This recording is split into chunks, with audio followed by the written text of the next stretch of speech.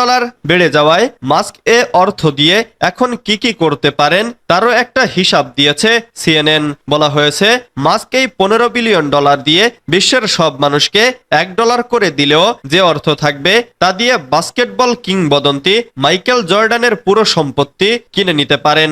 তাছাড়া মাস্ক যদি নিজের কোম্পানি টেসলার তৈরি ব্যয়বহুল সাইবার ট্রাকও কেনার কথা ভাবেন তাহলে $15 বিলিয়ন দিয়ে প্রায় 1,82,000 সাইবার ট্রাক কিনে ফেলতে পারবেন। স্পোর্টসে বিনিয়োগের ইচ্ছা হলে ডালাস কাউবয়েসের মতো দলকেও কিনতে পারেন তিনি। এজন্য গুনতে হবে $10 বিলিয়ন বেশি পরিমাণ অর্থ। সিএনএন জানায় মাস্কের $250 বিলিয়ন সম্পদ আছে বলে ধারণা করা হয়। 2021 সালে অত্যন্ত মেধাবী ও পাগলাটে এই প্রযুক্তি উদ্যোক্তা জানিয়েছিলেন যে তিনি বছরে $11 বিলিয়ন বেশি কর দেন। ইসরায়েল কি ইরানের সঙ্গে সর্বাত্মক যুদ্ধের ঝুঁকি নিতে প্রস্তুত? বছরের পর বছর ধরে ইসরায়েল এবং ইরান সরাসরি সংঘর্ষ এড়িয়ে গেছে। ইসরায়েল গোপনে তেহরানের ক্ষতি করেছে।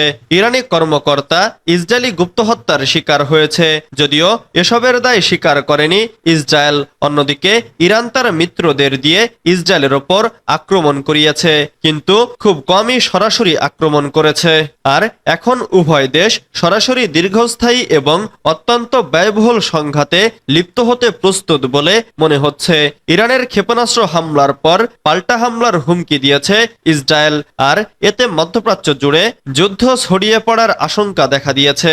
আসলেই কি ইরানের সঙ্গে সর্বাত্মক যুদ্ধের ঝুঁকি নিতে প্রস্তুত ইসরায়েল? এ নিয়ে মার্কিন সংবাদ মাধ্যম দ্য নিউ ইয়র্ক টাইমস এক বিশেষ প্রতিবেদন প্রকাশ করেছে। প্রতিবেদনে বলা হয়েছে, ইসরায়েল যখন ইরানের সবচেয়ে শক্তিশালী মিত্র হিজবুল্লাহর স্থাপনা লক্ষ্য করে লেবাননে আক্রমণ চালায়, তখন ইসরায়েলের ওপর 6 মাসের মধ্যে দ্বিতীয় বৃহত্তম ক্ষেপণাস্ত্র হামলা চালায় ইরান। এর প্রতিক্রিয়ায় ইরানের ওপর সরাসরি এবং আরো বেশি শক্তিশালী আক্রমণ চালাতে ইসরায়েল প্রস্তুত বলেই মনে হচ্ছে।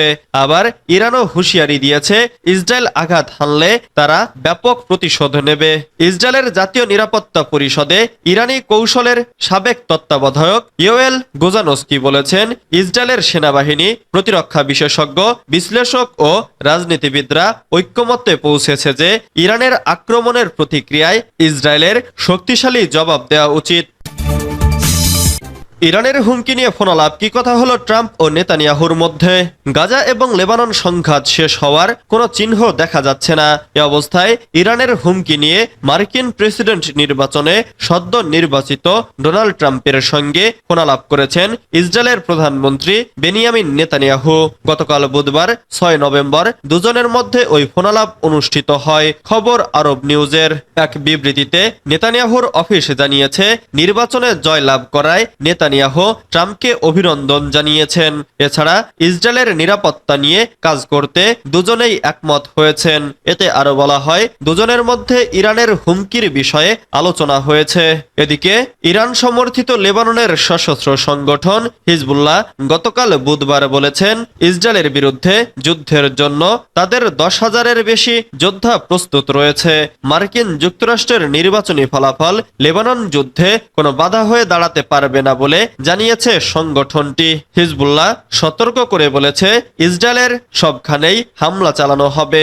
অন্যদিকে ইসরায়েল জানিয়েছে, গতকাল বুধবার তারা লেবাননের সীমান্ত এলাকায় 120টি প্রজেক্টাইল হামলা চালিয়েছে। যুদ্ধ নিয়ে ট্রাম্পের চিন্তাভাবনা পরিপক্ক হয়েছে।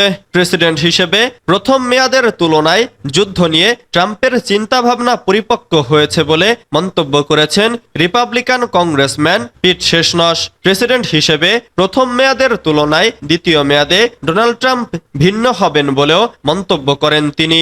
বৃহস্পতিবার গণমাধ্যমকে দেয়া এক সাক্ষাৎকারে এসব কথা বলেন রিপাবলিকান কংগ্রেসম্যান।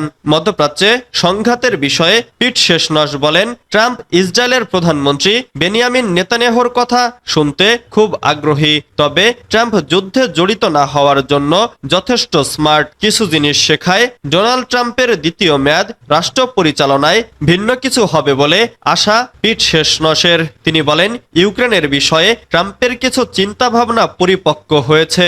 তিনি বিশৃঙ্খলা নয়, স্থিতিশীলতা চান। এবারকার মেয়াদে তিনি মূলনীতির নির্দেশনার ক্ষেত্রে যথেষ্ট শৃঙ্খলাবদ্ধ হবেন। এদিকে মার্কিন প্রেসিডেন্ট নির্বাচনে জয়ের পর রিপাবলিকান পার্টির প্রার্থী ডোনাল্ড ট্রাম্প তার মন্ত্রিসভার সদস্যসহ প্রশাসনের শীর্ষ কর্মকর্তাদের বাছাইয়ের প্রক্রিয়া আগামী সপ্তাহগুলোতে শুরু করবেন। উত্তেজনা বাড়িয়ে ইউক্রেনকে অস্ত্র দেওয়ার ইঙ্গিত দক্ষিণ কোরিয়ার। উত্তেজনা বাড়িয়ে এবার রাশিয়া ইউক্রেন যুদ্ধ নিয়ে বড় পদক্ষেপের ইঙ্গিত দিয়েছে দক্ষিণ কোরিয়া। জানা গেছে, রাশিয়ার বিরুদ্ধে যুদ্ধে ইউক্রেনকে অস্ত্র সরবরাহের ইঙ্গিত দিয়েছে দক্ষিণ কোরিয়া। রাশিয়ায় উত্তর কোরীয় সেনা মোতায়েনের খবরের পর এমন ইঙ্গিত দিয়েছেন দেশটির প্রেসিডেন্ট ইউন সুক ইয়োল। খবর আল জাজিরার। ইউন বৃহস্পতিবার এক সংবাদ সম্মেলনে বলেন, রাশিয়া ইউক্রেন সংঘাতে পিয়ংইয়ং এর সম্পৃক্ততা সিউলের জন্য হুমকিকর, কারণ দেশটির সেনারা ময়দানে সম্মুখ যুদ্ধের অভিজ্ঞতা পাচ্ছে, যা এতদিন তাদের অভাব ছিল। বিনিময়ে মস্কো উত্তর কোরিয়াকে সংবেদনশীল সামরিক প্রযুক্তি দিচ্ছে। দক্ষিণ কোরিয়া অস্ত্র রফতানি